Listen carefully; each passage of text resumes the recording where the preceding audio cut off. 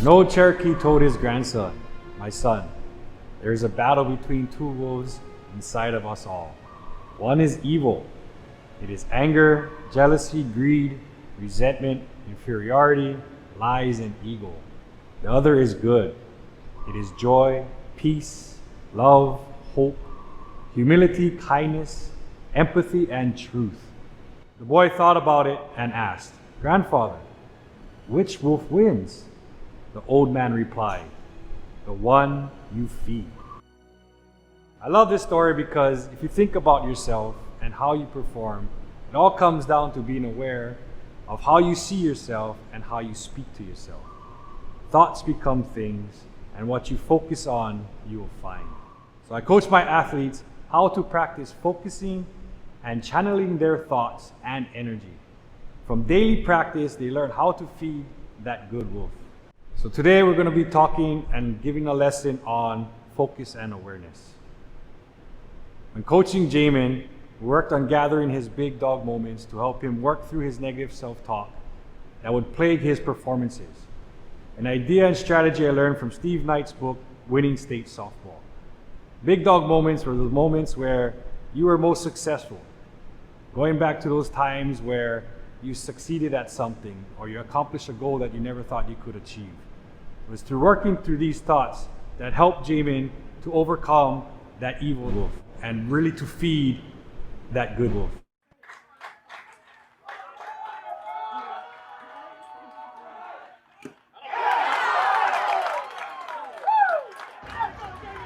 When it comes to the art of pitching, for my routine, I would always get mentally ready. Always. Like before, day of, even right before I pitch. Mentally ready. For me, that meant slowing myself down, calming my nerves. That came a lot from breathing exercises. I think breathing exercises are slept on and a lot of people overlook it. For me, breathing, slow it down, think of success. That was my routine. I would visualize success, me hitting spots, striking out batters, throwing nasty pitches, all of that. And when it came to the mound, I would go like this, breathe in, breathe out, relax, then go ahead. That is how I would go about my routine on the mound. And when that didn't work, when struggling, I would look back at moments where I did execute. For instance, if coach called a slider in the dirt, I would throw that slider in the dirt, execute it. I would think of that. Calls it again, I think about how I did it before and I can do it again. Just boosting my own confidence even when I felt like my stuff was off. That was my best routine for me. Mental toughness, I guess, just to sum it up, mental toughness was my routine. Making sure all of that was in check and that I was ready to go without, what they say is baseball, 90% mental. So if your mental game is off, most likely your physical game gonna be off.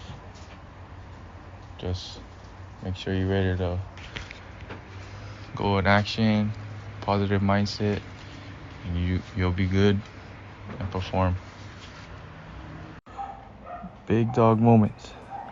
When Coach Dave first taught this lesson to the whole team on big dog moments, I didn't know how much it would affect my game in a positive way. Not only my game, but other aspects of my life that required any mental toughness. For me, my big dog moments were any moments I came clutch. Whether I struck out the last guy for the dub, got the base hit, walk-off run, any moments like that were my big dog moments. The one that stood out most to me, at least in my senior year, was opening game against Milani. That game I pitched a complete game shutout and I only allowed 2 hits. The way I used this on the mound was to boost my own confidence. For example, before every game, I just think about that whole entire game against Milani, and how not only myself, but the team and I were all dominant in almost every aspect of that game. I just think about how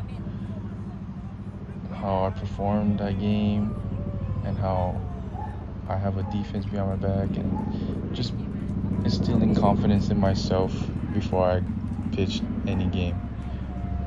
Big thing Coach Dave also emphasized was breathing. Breathing, slowing down your heart rate, slowing down the game. That was a big thing, slowing down the game. I'll tell myself, you the man, you got this. You and Hammer. Just stuff like that. Just self-confidence, boosting myself up just to elevate my game. That's a big reason why I think my senior year was as successful as it was. Just how Coach Dave would preach mental toughness and just mental strength. Just sometimes you gotta make yourself better than you actually are, and you live up to it in a way, if that makes sense. But big dog moments. If you don't know, I suggest you learn. You have to intentionally train your athletes' focus and awareness skills for them to become more resilient to distractions, for them to defeat that self-sabotaging behavior, and to stay calm under pressure. In athletics, we must have the ability to recognize or be aware of when anything is distracting us from being in that moment and when we need to refocus. So for example, an umpire or a referee made a bad call. We get distracted from the next play because we are focusing on that bad call. It is then a trigger to hit us down that downward spiral of bad plays. Being aware of this distraction, athletes will use a routine to release that distraction and be able to refocus on that most important play, which is that next one. Athletes who develop the skill of greater focus have the ability to lock in on right now, ability to compete one pitch, one play, one moment at a time. They're able to focus on that win, what's important now. Through a couple of short lessons that we will cover today, you will learn some drills to develop focus and awareness skills. Fully understanding present moment focus and self-awareness can help you to perform consistently.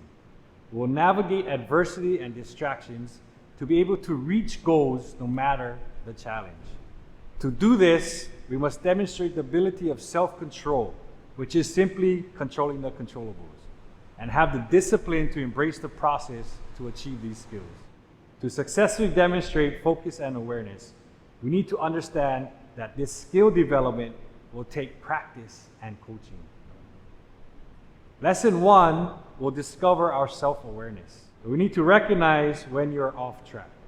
We must develop a routine to get you to get back on track. Back to a positive mindset to make rational, positive decisions in line with our long-term success. We will develop a go-to strategy when needing more self-control and discipline. This strategy will help the athlete get back into their zone and consistently perform. So step 1 is recognition. So when you're aware, you can change. Knowing when and where adversity hits, you're able to do something about it.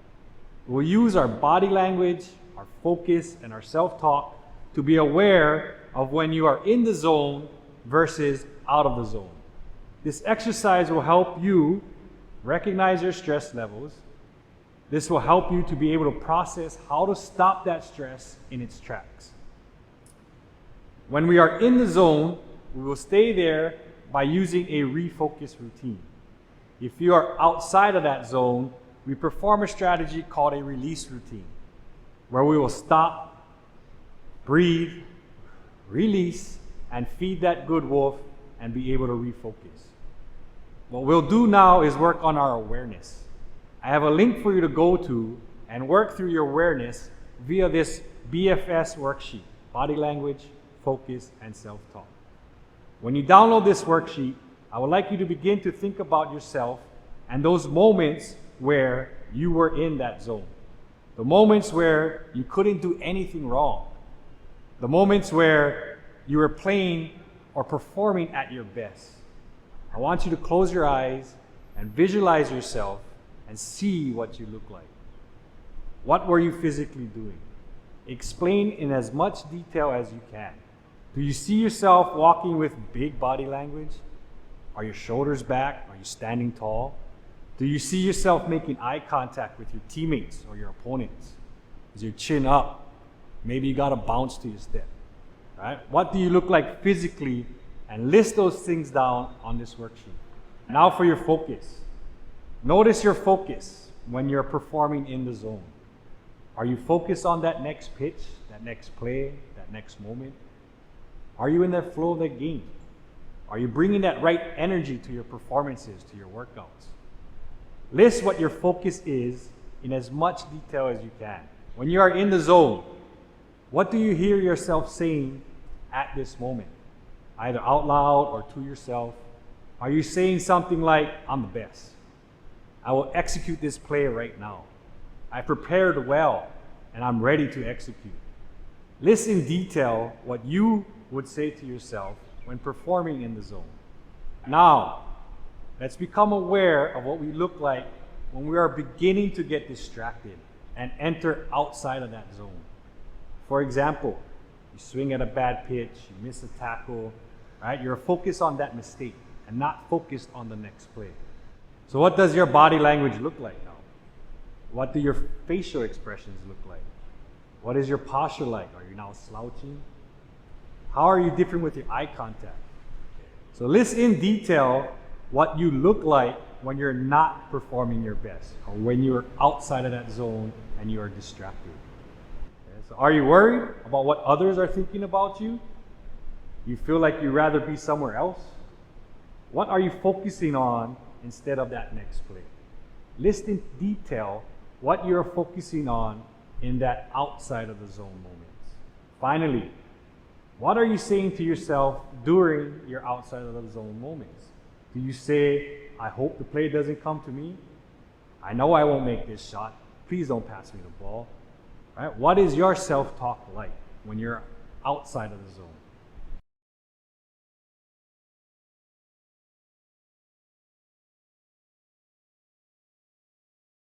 Okay, now that we are aware of what our BFS are, your body language, your focus, and your self-talk during those different moments, right? Now we are able to develop some routines to help you perform in the zone more consistently. Developing and practicing routines is powerful to being able to keep you focused and playing in that zone. Here is NCAA Softball Player of the Year, Jocelyn Alo, speaking about her hitting routine and how she gets locked in. I do this stretch before I go in the box. I'm sure you've seen me do it before.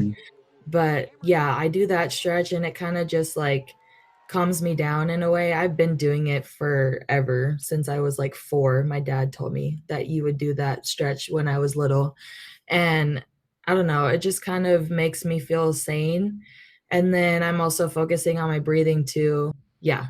Before I go in, I'll like dig the box out and then do my stretch and then I'll step in. 85 career home runs, 31 of those this season, a new Oklahoma single season record.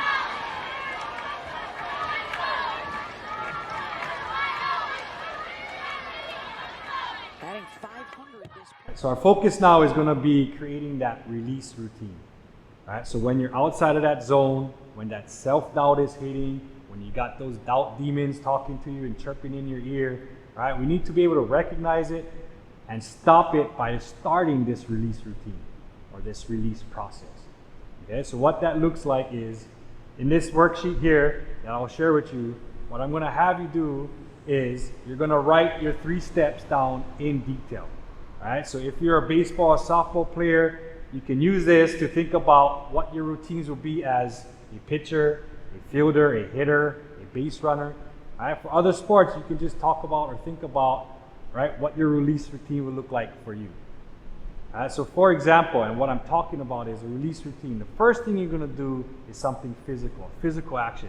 When I was playing baseball, For me, it was tapping my shoes, right, with my baseball bat. So umpire made a bad call that I didn't like, right? So I'd step out of the plate, okay? I would go ahead, I'll tap my shoes, right?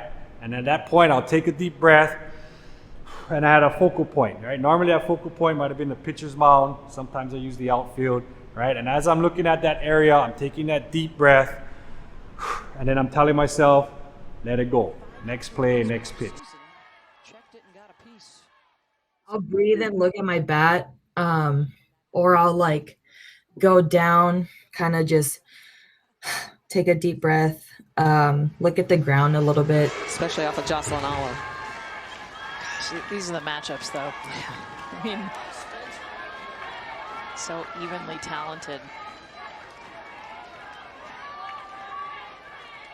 So And then when I get in, I'll like dig my foot in just kind of to make me feel grounded a little bit. And then, yeah, I'll hit. That's it. On the run and off the glove of Bubba Nichols. A run will score. Allo cruises into third.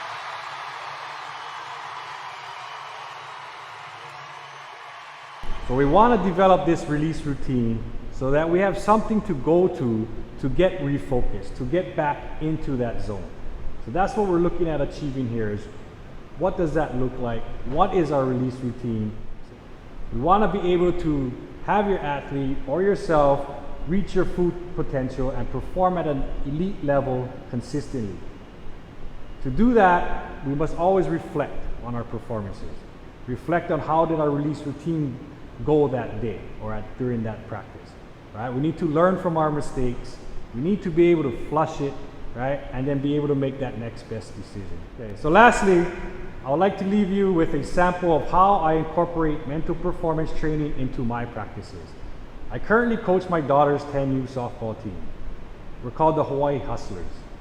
And since incorporating these strategies into their games, we went from a team only winning 1 game in 2 years to winning the last 12 of 13 games this season, tying one of them. In this drill here, you will see me working with my athletes on how we approach our at-bat.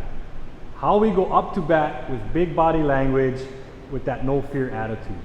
Having them practicing walking up to the plate, performing their focus routines, which they previously wrote down prior to practice. Right? We're gonna walk up big. You guys understand what I say? Yeah, we're not walking up with like one, I don't know. Okay, we're walking up big. Okay? Again, look, when we get here, we have 1 foot in the box, 1 foot out, and we pick up the sign. Okay? Then from that moment, focal point, deep breath, and self-talk, and then you do whatever it is that you do, okay, to get ready. You guys understand? So this is how we had incorporated using mental performance training while taking batting practice. So this particular day we had 12 girls. We separated them into groups of 6. What you're seeing here now is a player taking soft toss from our coach. The person waiting, instead of just standing around, is asked to do what we call shadow drill.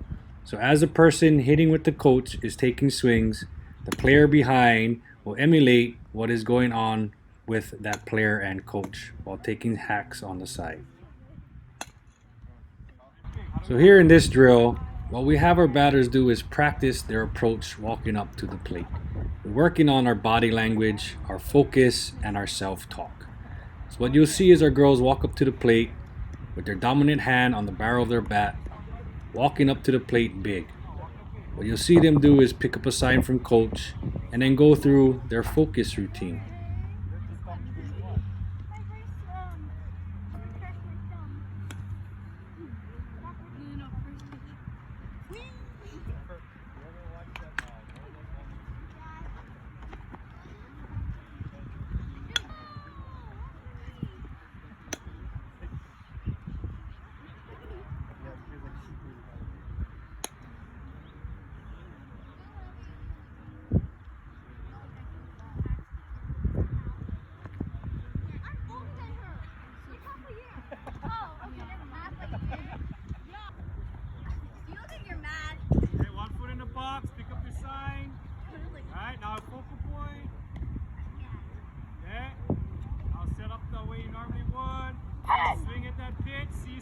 crushing it. So big.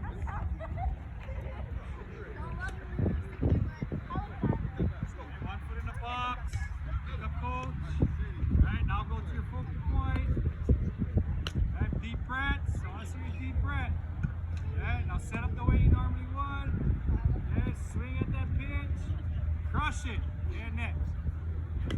Girls, when you take our swing up here, swing like you're swinging a game where you're actually crushing that ball. Alright, give me a good strong swing. There